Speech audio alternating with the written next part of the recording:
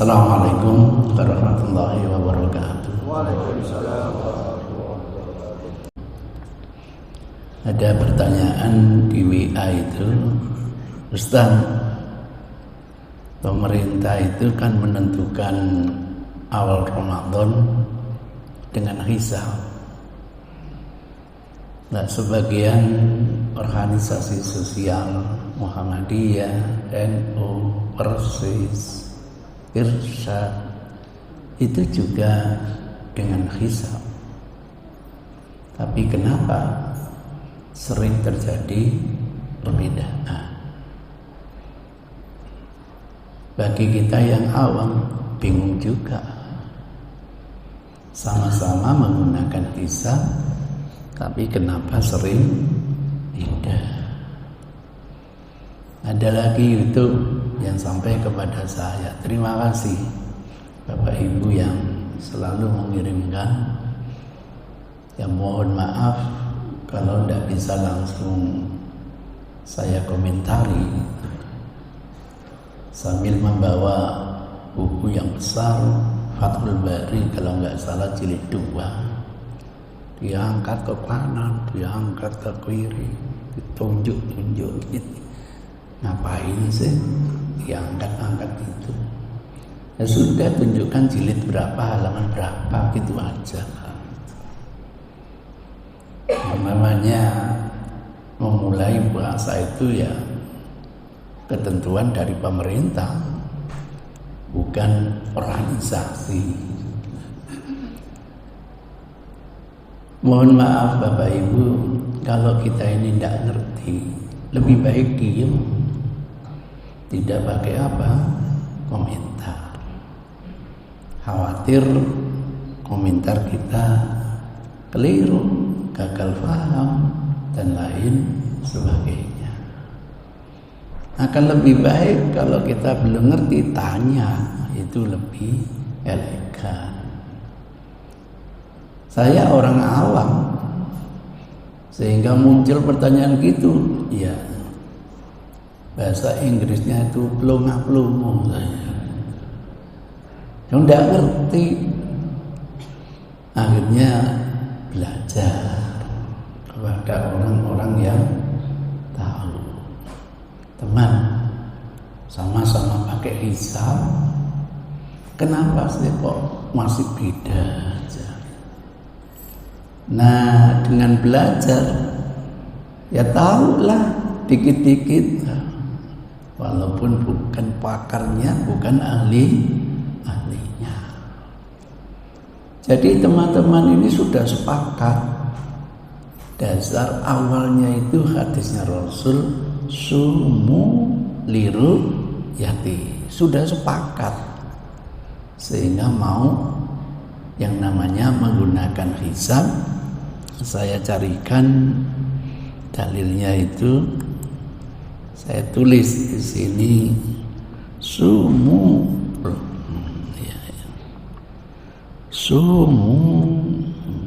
sumu. Nah, gini aja, saya ambilkan referensi Majami saja, satu saja, karena biar tidak habis-habisi waktu. Ini aja masih mencari banyak sekali. Nah,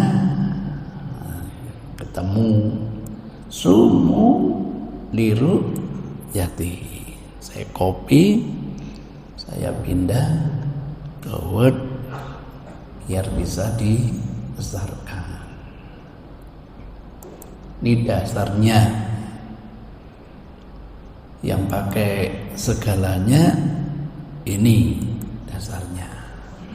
Dawuh Rasul, sumu, mulailah puasa liru yati, untuk atau lantaran meru'yat hilal.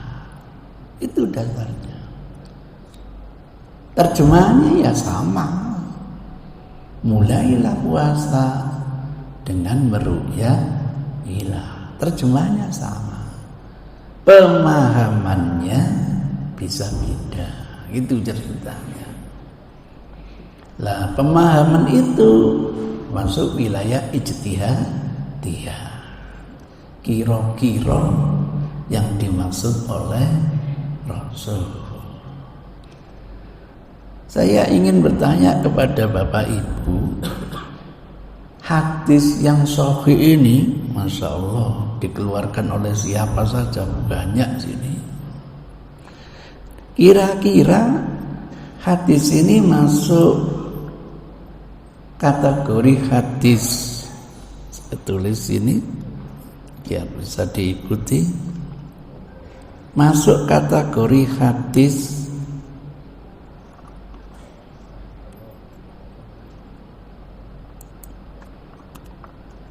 tauqifiyah atau masuk kategori hadis kauniyah. Kebesaran kecilkan dikit. Itu problem akademiknya.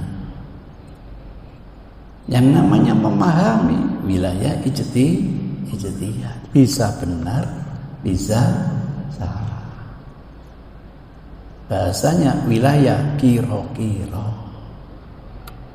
Maka karena kira-kira, idealnya diakhiri wallahu a'lam. Tidak tahu yang benar-benar itu yang mana. Ini wilayah kira-kira, disebut fikih dari kata faqiha yafqahu fikhan, upaya memahami. Kalau di antara kita ini mengkategorikan hadis tauqifiyah, misalnya tauqifiyah, saya yakin tidak sepakat kita, mungkin ada. Konsekuensinya cara meruqyat itu harus pelek kayak caranya Rasul. Dikenal dengan hal, ruqyat bil hal, atau dikenal dengan ruqyat natural. Itu namakan natural.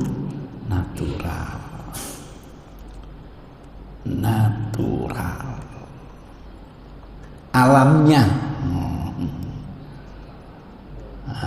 harus gitu, karena dulu yang dicontohkan Rasul begitu.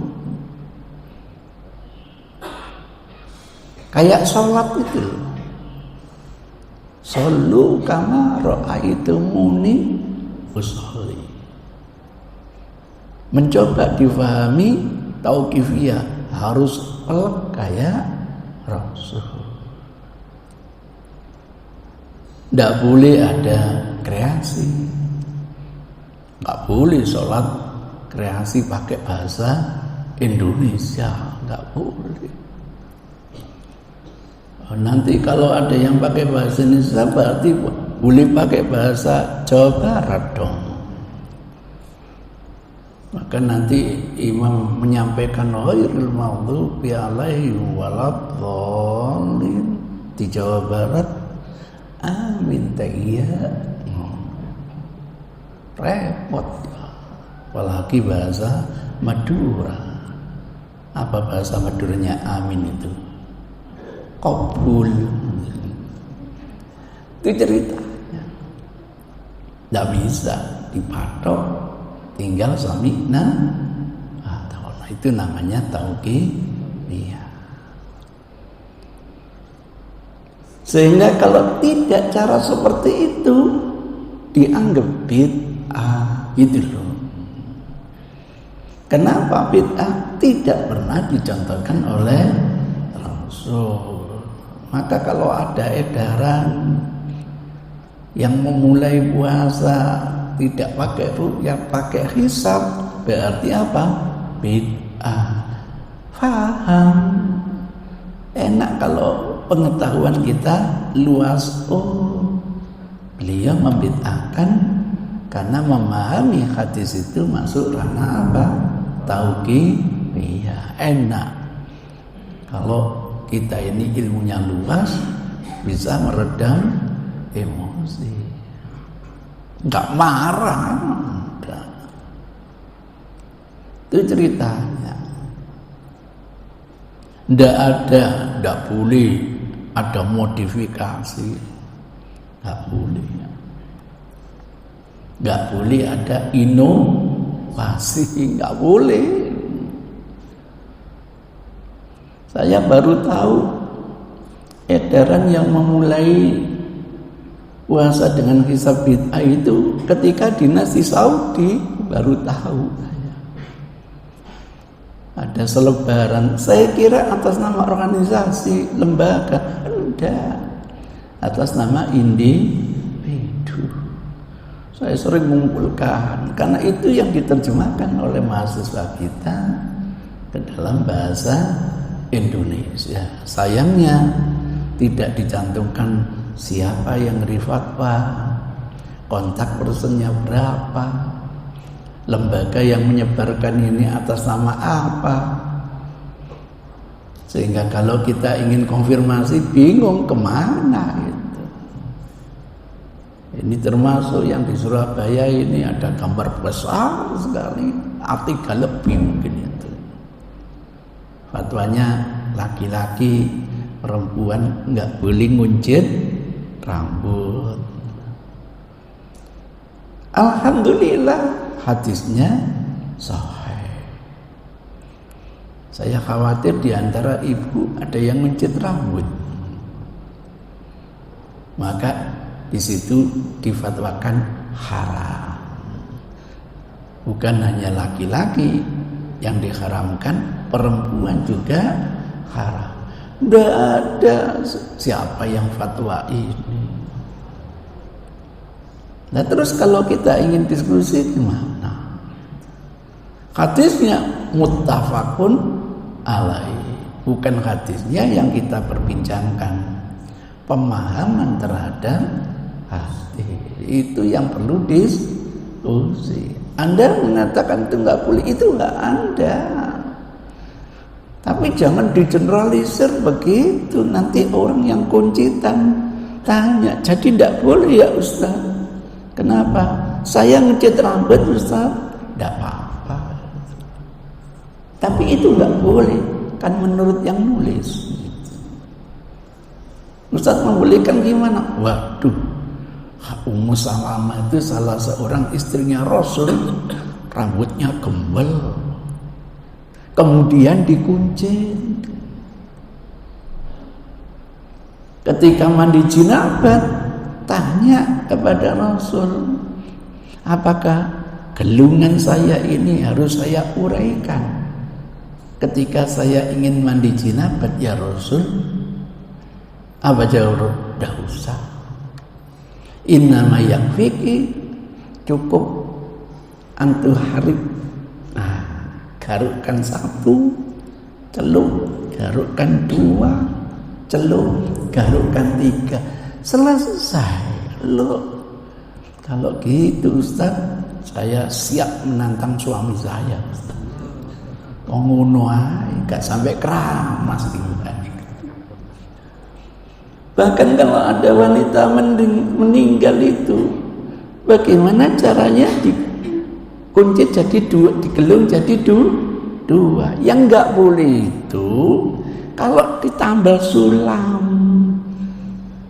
kayak punuknya unta. Saya melihat, masya Allah, rambutnya sampai kayak konde gitu. Baru saya kawin, lo tiba-tiba tambalan, kecewa saya. Tua saya tahu beruber gitu. Itu yang tidak boleh, ada unsur mengelabui orang lain. Bahaya. Nah kepada siapa saya diskusi? Tidak ada kontak personnya gitu. Itu gambarannya. Jadi Bapak Ibu tidak usah gusar, tenang.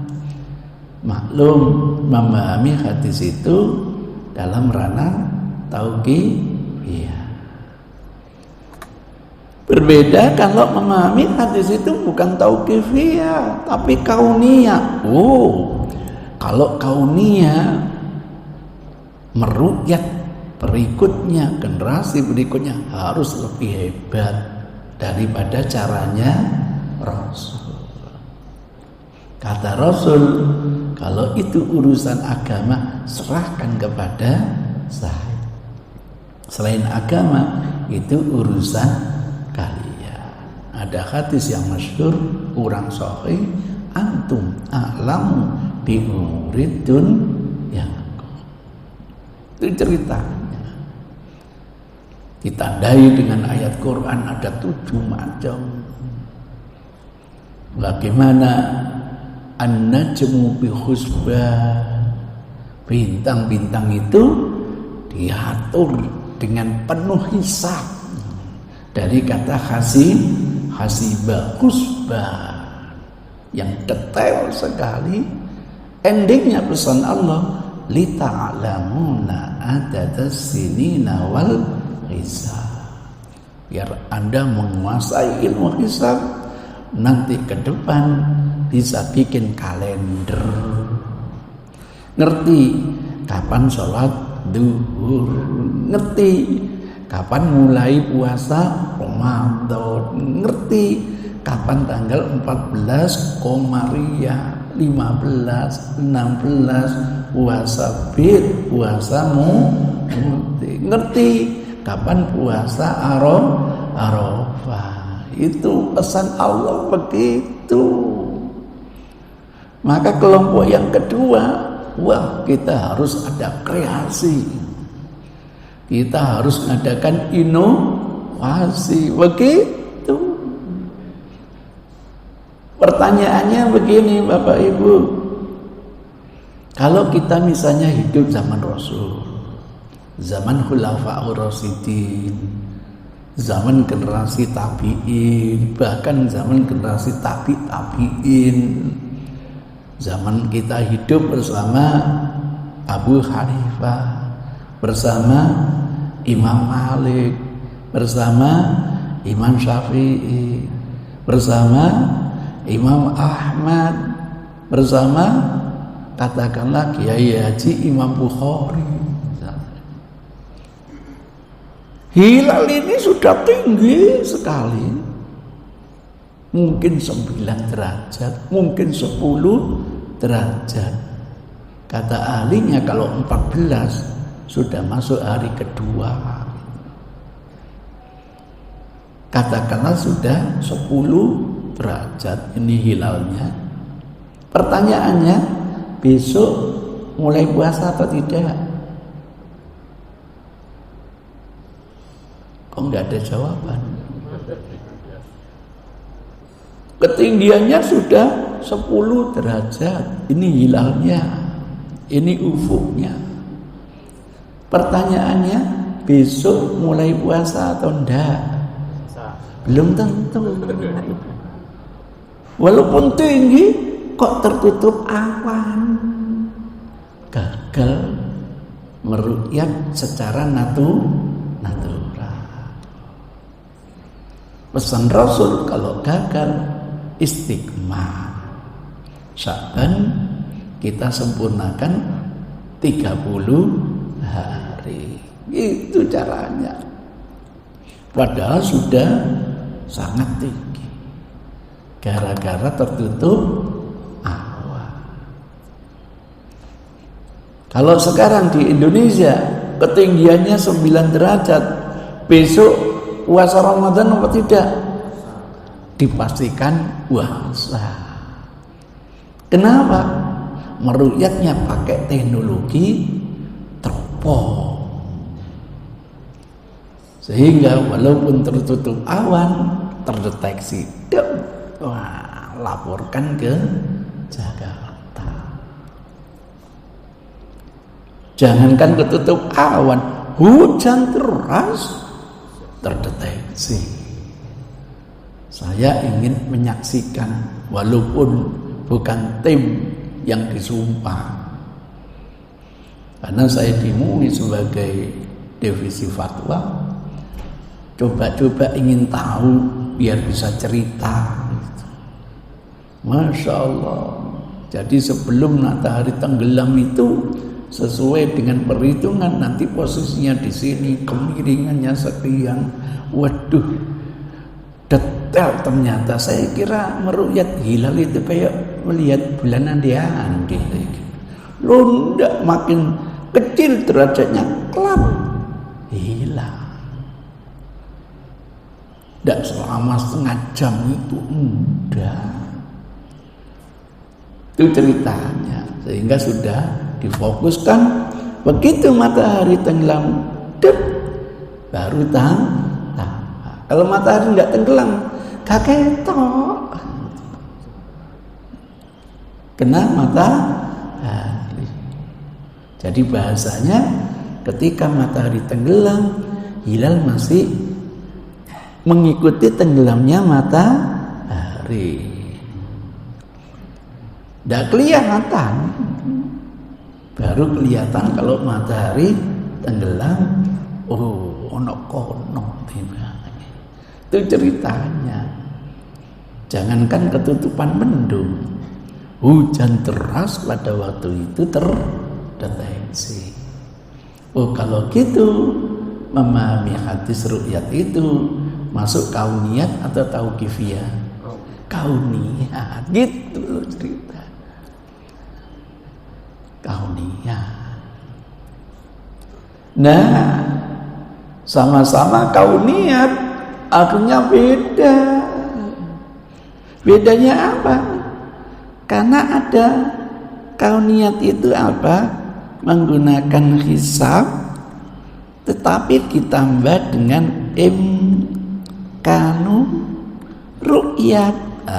Ini ada teman kita yang pakai tambahan syarat, tidak cukup dengan hisab. Jadi hisab itu media untuk meru'yat, sama dengan teropong media untuk meru'yat. Kalau hisab bid'ah, kalau gitu pakai teropong bid'ah enggak? Bid'ah, bodoh bid'ahnya. Itu konsekuensinya begitu. Maka kalau teknologinya sudah digunakan, kenapa keilmuannya kok tidak digunakan? Akhirnya pemerintah menggunakan hisab, NU menggunakan hisab, Muhammadiyah menggunakan hisab, Persis menggunakan hisab. Setahu saya Irsyad juga menggunakan hisab. Karena bid'ah semuanya di mana tempatnya? Neraka. Nah, muncul sekarang yang menggunakan hisab itu tidak cukup dengan hisab plus imkanu ru'yah. Lah kelompok yang kedua enggak menggunakan hisab murni, malah mengatakan ini hisab sejati. Mana gitu, murni hisab hakiki.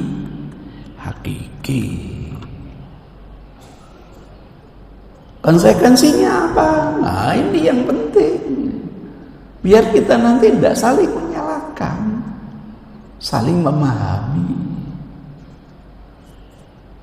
Bagi teman-teman yang menggunakan hisab murni dibanding dengan imkan ru'yat, nah yang imkan ru'yat itu memberi kriteria kalau setelah dihisab nanti minimal ketinggiannya 7 derajat. Ada di referensi,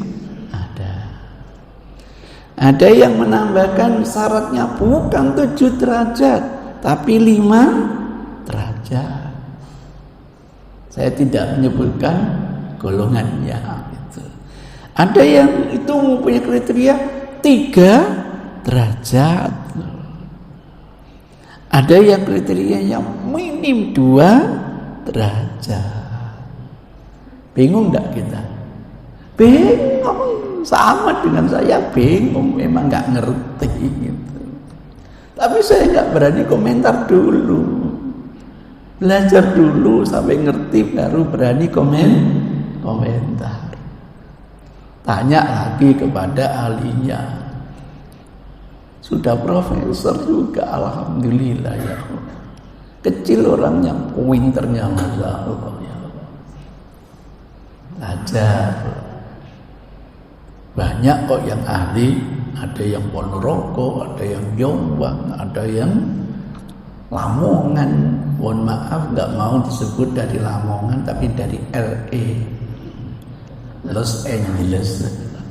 Lamongan asli. Itu ceritanya. Berbeda-beda. Karena bingung, tanya. Ayo sama-sama pakai hisab dengan imkan ru'yah. Kenapa kok beda-beda? Gini Ustaz, bergantung lokasinya. Lokasi makin strategis, makin kecil gitu. Dulu kita belum tahu tempat yang strategis melihat ke arah barat mana, sehingga pengalaman berulang-ulang. Kalau tidak 7 derajat dianggap imkan ru'yat gagal. Lah ya kenapa? Arah barat banyak gunung, banyak hutan, sehingga kalau tidak di atas gunung belum bisa dilihat dengan mata telanjang. Gitu. Wah, akhirnya ditemukan tempat yang lebih strategis. Masya Allah, 3 derajat di Tanjung Kodok itu sudah sering bisa dilihat. Itu berbeda dengan yang Gresik loh ya. Gresik di atas bukit itu meru'yatnya tergantung sponsor. Mau diru'yat kapan gitu. Saya baru ngerti saya. Ya Allah. Dicarikan tempat yang lebih strategis, ketemu. 2 derajat itu sudah bisa diru'yat berkali-kali, bukan sekali. Oh, di Cakung, di Kudus. Sehingga pemerintah kita dulu menentukan minimal 2 derajat berdasarkan pengalaman. Itu ceritanya. Kira-kira kalau tingginya 1 derajat bisa enggak diru'yat natural? Terkejut. Jawa Timur ternyata. Iya, Jawa Timur yang bisa ya. Katanya di Madura itu pun sambil lesehan, meruyaknya sambil lesehan. Masya Allah, mono berita itu. Sehingga Jawa Timur mendahului nasional. Hari Sabtu pada waktu itu. Nasional hari Ahad. Lah kebetulan saya yakinnya hari Sabtu. Pas pada waktu itu masih di Kalimantan. Nah, ini tahun ini berangkat lagi. Sudah hampir berapa puluh tahun nggak dirisen. Ditelepon oleh panitia jam 7. Ditelepon. Berarti di sana jam 6 gitu. Saya maunya dipulangkan hari Ahad. Saya bilang mohon maaf, besok saya lebaran, saya ditunggu umat saya. Oh gitu Ustaz. Iya. Ya dicarikan tiket, harganya 10 kali lipat Pak. Ya. Iya, pikir saya nggak apa-apa, biaya perusahaan kok repot. Baru bisa itu jam 9. Maunya panitia bisa berangkat jam 7 penuh, jam 8 penuh. Kepastiannya bisa jam 9. Enggak apa-apa, yang penting besok sudah di Sidoarjo. Ditelepon saya, Ustaz, ada apa gitu? Belum ada takbiran Ustaz. Nah terus, kayaknya lusa hari rayanya. Ya enggak apa-apa. Sampai berhari raya lusa enggak apa-apa. Tapi jangan minta saya sebagai khotibnya. Gitu ya Ustaz. Iya. Mohon maaf, sekarang Ustaz posisi di mana? Di Kalimantan. Loh, lah gimana besok kalau hari raya Ustaz? Ya tenang aja. Saya tidak menceritakan kapan bisa pulangnya gitu. 1 jam berikutnya berarti jam 8 habis sisa ya Pak ya sini. Nah, di sana jam 7 telepon lagi, Ustaz ganggu. Tidak apa-apa, ada apa lagi gitu. Ustaz sudah takbiran semua Ustaz. Semua sudah takbiran. Jadi hari rayanya kapan? Besok Ustaz gitu. Ya sudah. Nah Ustaz di mana sekarang? Masih di Kalimantan gitu. Bingung lagi.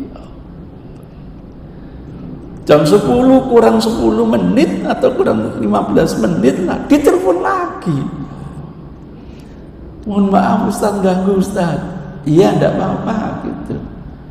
Kami enggak bisa tidur Ustaz. Ada apa gitu.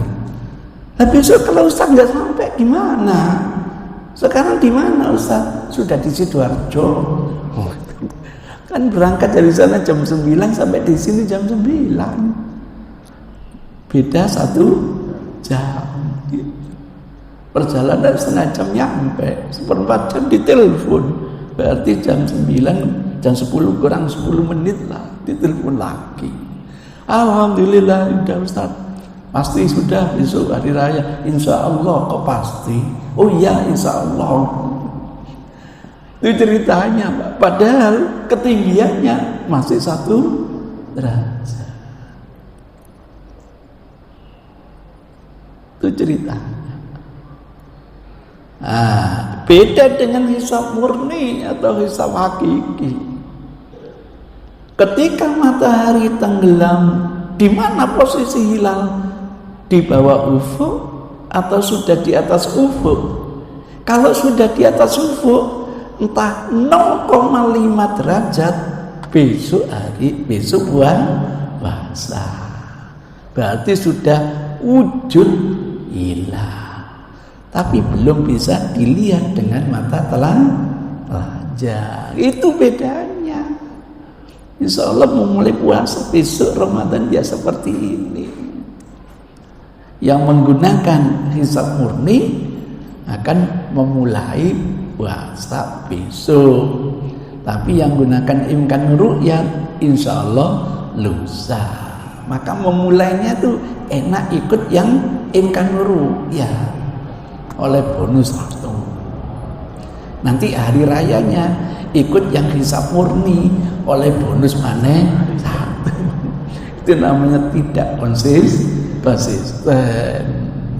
Jadi kalau memulainya dengan imkanur ru'yat, nanti mengakhirnya pun harus dengan imkanur ru'yat gitu.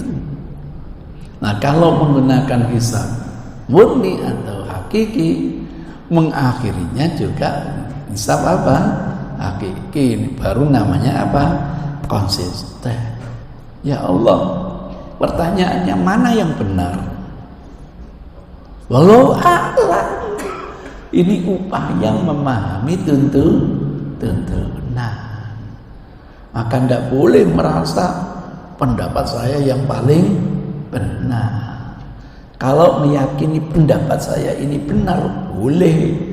Berangkat dari keyakinan benar diamalkan. Tapi kalau mengatakan pendapat saya paling benar, ini kesombongan intelektual. Tidak boleh. Apalagi sampai menyalahkan orang lain. Sungguh kalau Rasul masih hidup, bidah seperti ini kita klarifikasi. HP-nya berapa Rasulullah? Setahu saya 007 James Bond. Jadi itulah ceritanya. Diakhiri dengan wallahu a'lam gitu. Nanti akan terjadi Pak, awal Ramadan nanti seperti itu. Maka yang gunakan hisab murni tidak usah ke tanah lapang. Cukup dihitung di ruang ber-AC. Nggak perlu biaya, ya mahal loh Pak biayanya. Saya pernah dapat cerita dari ring satu itu miliaran Pak, untuk membiayai tim royal. Andaikan dikasihkan saya bisa langsung kawin 4 Pak. Cukup. Itulah barokahnya gitu. Akhirnya saya nggak boleh gitu. Tuh ceritanya begitu. Biar paham, umat ini memahamkan gini tidak gampang Pak. Apalagi kalau orang nggak ingin ngerti. Waduh, an-nasul a'da'u ma jahilu. Manusia itu akan menjadi musuh lantaran tidak mau paham gitu loh. Pahami dulu permasalahan, nanti yakin atau tidak itu bukan urusan. Nah kalau pertama sudah a priori, gimana Allah memberi hidayah? Kalau kita sudah fanatik, gimana kita ini dapat hidayah? Kita sudah menutup diri. Jangan disalahkan Allah. 2 penyakit ini bahaya. Fanatik kepada golongannya, imamnya, mazhabnya, a priori kepada orang lain. Susah untuk mendapatkan hidayah. Didengarkan dulu, dicermati dulu. Mohon ya Allah beri kemantapan saya, mudah-mudahan yasrah sadrahu lil Islam. Jadi itu ceritanya. Saya tidak bisa mendoktrin istri saya, tidak bisa. Beda hari raya dengan istri itu biasa Pak. Tidak ada kaitan dengan cerai, tidak ada. Iya, beda dengan anak saya biasa Pak. Tidak pernah kamu kalau beda saya potong nanti gajimu, enggak, SPP enggak. Ya alhamdulillah. Selama ini saya sama istri saya tidak pernah beda gitu. Alhamdulillah, andaikan beda bukan urusan, kami menjalankan keyakinan. Itu ceritanya. Waktu di Jakarta Pak, bosku saya kalau Jakarta di 2 Pak.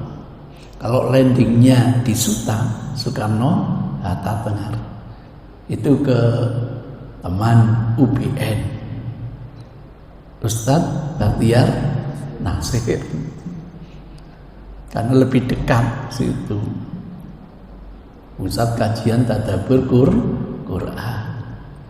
Tapi kalau landingnya di Halim, saya lebih enjoy dekat ke Ustadz Sarwat, Ustadz Fikih Indonesia, Rumah Fikih Indonesia, paling 10 menit nyampe.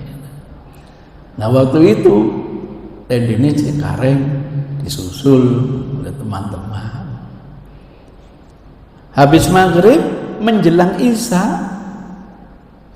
terjadi gerhana bulan. Saya didapuk untuk ngimami plus memberi tausiah. Alhamdulillah, selama di Jakarta dimanfaatkan, alhamdulillah. Takmirnya, mohon maaf, waduh jenggotnya panjang ini.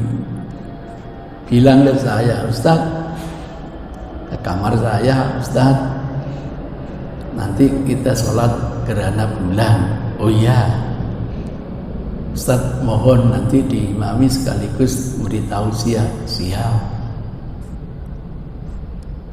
Terus saya tanya, menurut hadis, kalau kamu meruqyah gerhana, sholatlah dan banyaklah sedekah. Kita bayangkan Pak, gerhana pada zaman Rasul, waduh, kiamat Pak. Terjadi gerhana itu dianggap apa? Kiamat. Sampai muncul teologi, tidak mungkin terjadi gerhana kecuali karena kelahiran seseorang atau kematian seseorang. Kebetulan pada waktu itu wafat Ibrahim, putranya Rasulullah. Putranya Rasul laki-laki 2, 1 Qasim, 2 Ibrahim. Lah Ibrahim itu hasil perkawinan beliau dengan Maria Kiptia, mantan hamba saya, pemberian dari penguasa Mesir, masih ahli kitab. Tidak apa-apa. Mau berhukum dengan Taurat, silakan. Mau pakai Quran, silakan. Agamanya sama, agama Islam. Yang beda hanya syariat, akidahnya sama. Gak apa-apa.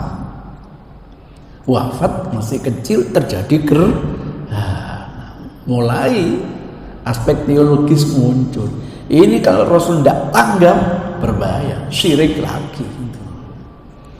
Maka Rasul tanggap, tidak terjadinya gerhana itu salah satu tanda kebesaran Allah Subhanahu wa Ta'ala. Maka solusinya, ayo kita nanti sholat, ayo banyak sedekah. Gitu artinya sore. Dikenal dengan sholat apa?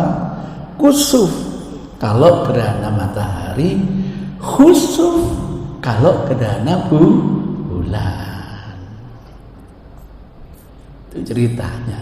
Khusuful qamar, kusufus syams. Saya tanya, Mas, jadi sholat apa tidak? Jadi Ustaz, menurut hadis, kalau kamu meruqyah gerhana, sholatlah dan banyak sedekah. Kenapa Ustaz? Ini kan hujan deras. Kalau hujan deras, bisa imkan meruqyah? Tidak bisa. Imkan meruqyah tidak bisa. Sehingga di Masjid Puri itu ada pengumuman yang menarik. Besok tanggal ini kalau kita bisa melihat gerhana sholat, kalau tidak, nggak jadi. Itu namanya imkanu ru'yah. Gagal untuk bisa melihat dengan mata telanjang. Berbeda dengan hisab murni, hisab hakiki. Wujudnya sudah ada gerhana itu, tapi tidak bisa dilihat dengan mata telanjang. Jadi wujudnya gerhana yakin. Maka ketika tanya, Ustaz tidak yakin kalau malam ini terjadi gerhana? Loh, kalau menurut saya yakin banget nanti terjadinya jam ini menit sekian sampai sekian, sudah bisa dihitung gitu. Nah kalau Ustaz sudah yakin, ayo kita sholat. Oke, kalau saya hanya tanya Anda, kalau imkan ruqyah kan gagal. Kalau gagal mestinya tidak sholat. Tidak apa-apa Ustaz, sholat aja. Ya saya sholat. Ya saya bimbing kalau gitu nanti sholatnya. Itu ceritanya perbedaan imkanu ruqyah dengan ruqyah apa? Hakiki. Dikenal dengan wujudul hilal sudah wujud, sudah di atas ufuk. Dihitung, yang namanya kesejajaran matahari bulan itu jatuh jam sekian. Kalau matahari nanti tenggelam, posisi hilal apakah sudah mendahului matahari atau setelah matahari tenggelam? Nah, kalau setelah matahari tenggelam dinamakan wujudul hilal.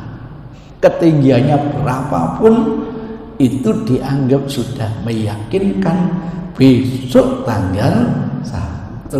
Itu yang sering membuat apa? Sama-sama menggunakan hisab. Beda. Kenapa beda? Yang satu tambahan syarat imkan ru'yah, yang kedua tidak pakai tambahan imkanu ru'yah. Enak kalau luas ilmunya itu, nggak bingung. Teman saya puasanya lusa karena menggunakan kriteria imkanu ru'yah. Nah, teman saya kok besok menggunakan ru'yat hakiki atau wujudul hilal. Siapa yang benar? Wallahu a'lam, wong kira-kira. Kalau keliru ya Allah, mudah-mudahan tetap dapat satu. Kalau benar malah dapat dua. Ukhuwah terjalin di sini. Saling menghormati, saling tafahum. Kita merindukan seperti ini. Enggak, kok kita ini disetting Yahudi, sehingga kita harus perang saudara. Dulu itu loh, ingin mengkompromikan dua Muhammad, susahnya luar biasa. Antara Muhammad NU sama Muhammad Iyah itu susah sekali. Belum selesai, ada indikator bersatu. Masya Allah, ketua pimpinan pusat NU dari Gontor, ketua pimpinan pusat Muhammadiyah dari Gontor, ketua DPR MR dari Gontor. Dikumpulkan, slogannya mempersatukan umat. Masya Allah, Yahudi nggak ridho, Yahudi. Dimunculkan Muhammad baru, namanya Muhammad Tahriri, gitu. Dikasih slogan khilafah. Pokoknya tidak khilafah, Islamnya batal. Pecah lagi kita. Masih kurang pecahnya, dimunculkan Muhammad Salafi, gitu. Ikonnya salafus soleh. Hidup itu copy paste dari kehidupan sahabat. Tidak boleh ada macam-macam bid'ah. Tempatnya mana? Rokok, pecah lagi. Nah, pemilu ini ingin memecah belah lagi, muncul yang namanya gerakan terbaru, namanya gerakan Zainudiniyah. Tokohnya Zainuddin MZ. Pecah lagi. Ya Allah, itu namanya teori divided and imperative. Teman, wahai HTI, wahai NU, wahai Muhammadiyah, wahai yang namanya Salafi, kalau teman kita salah, ayo dong, watawasau bil haqqi, watawasau bil sabr. Nabinya sama, Rasulnya sama, kitabnya sama, hadisnya kan sama. Mungkin cara memahami yang beda. Enak. Nah, orang seperti saya ini jadi target gitu. Iya, ingin menyatukan umat. Bahaya Zainuddin itu. Besok keluar YouTube ingin menembak Zainuddin, ngono gitu. Alhamdulillah Kapolri tanggap, langsung ditangkap. Itu ceritanya. Nggak ingin orang Yahudi itu kita bersatu, itu nggak ingin. Kalau umat Islam bersatu, waduh, insya Allah umat menang. Kok nggak ada jawaban? Kok amin? Kabul kayak gitu. Doa setengah jam di gedung ini amin terus Pak, ya Allah. Sampai amin nomor 1 mulai Pak. Saya ndak perlu ini nggak boleh di sini kampanye, saya hanya menyampaikan aja pesan KPU itu. Tolong cara nanti kalau ke TPS nyoblos nomor 1 tolong dicoblos itu. Berikutnya dia apa? Dilipat, berikutnya dimasukkan kotak. Saya ulangi lagi, nomor 1 dicoblos, nomor 2 dilipat, nomor 3 masukkan kotak. Ini bukan loh Pak ya, bukan. Ini pesan KPU. Terima kasih. Billahi hidayah taufik. Assalamualaikum warahmatullahi wabarakatuh. Pemikiran ataupun sekte tadi mulai dari ABC tadi yang Ustaz sampaikan, bagaimana kita menyikapinya Ustaz terhadap siap kita terhadap yang agamanya non Islam maksudnya? Sudah dibimbing Al-Quran cara menyikapi alladzina yastami'unal qaula. supaya kita siap sharing, dengar sana dan sini. Fayattabi'una ahsanahu, siap menerima, mengamalkan kok yang paling mantap waktu ngaji di sana. Bismillah. Keliru tetap dapat. Nah, itulah kemampuan saya ya Allah. Gak seperti ulama itu membandingkan dalilnya, saya tidak bisa ya Allah. Sudahlah, jangan fanatik, jangan a priori. Itu mengambil nasihat Ali bin Abi Thalib, unduru makila wala tanduru man qala. Ayo kita perhatikan apa sih yang diucapkan, jangan melihat siapa yang mengucapkan. Nah, kita enggak pengajian iya, siapa pembicara? Alah kamandola. Nah ya sudah gitu ya. Gimana kalau ada a priori gitu itu? Siapa yang ngasih pengajian? Kaman NU alas. Hanya karena NU dianggap a priori keliru. Enggak, kebenaran itu bisa di NU, kan dia sampai mohon maaf. Bangga saya ketika masuk teman Darul Hadis itu, bangga saya. Belum ada organisasi sosial seperti Darul Hadis. Apa itu? Sang istri itu selalu mengizinkan suami kawin. Loh, iya. Menemukan di NU sampai? Enggak nemukan. Di Muhammadiyah? Oh, tak dibelah sampai ya. Iya, maka susah mencari kiai Muhammadiyah yang istrinya 2, susah. Iya, kalau kiai NU memang biasa gitu. Karena kiai itu ternyata bahasa Cina. Ini teman saya di Mojokerto itu. Kiai itu saya kira dulu ikiai loh. Gitu. Enggak. Ya itu bahasa Cina, ki loro ai kawanane. Oh. Maka kawan saya satu ya Ustaz Pak. Oh, no, anekdot ya. Jadi itu ceritanya Pak. Jadi jangan sampai kalau ini buyar, tidak mau dengarkan. Subhanallah. Itu sudah a priori. Dengarkan dulu. Kebaikan bisa dari orang lain. Tuh saya bangga dengan Darul Hadis. Para istri mempersilahkan kawin lagi. Kenapa begitu? Semua janda itu tanggungan saya sebagai amir. Iya, tanggungan saya sebagai amir. Lah ngopo ini janda kan beban bagi saya. Saya buatkan hadis. Berbahagialah para istri yang mau mengizinkan suaminya kawin lagi, mempermudah masuk surga. Ayo menolak angel masuk surga sampai. Yang karena kiai yang nyampaikan sahih Pak, mangkul Pak, mbu mangkul nang itu ceritanya begitu Pak. Perlu dibuatkan hadis ya Pak ya.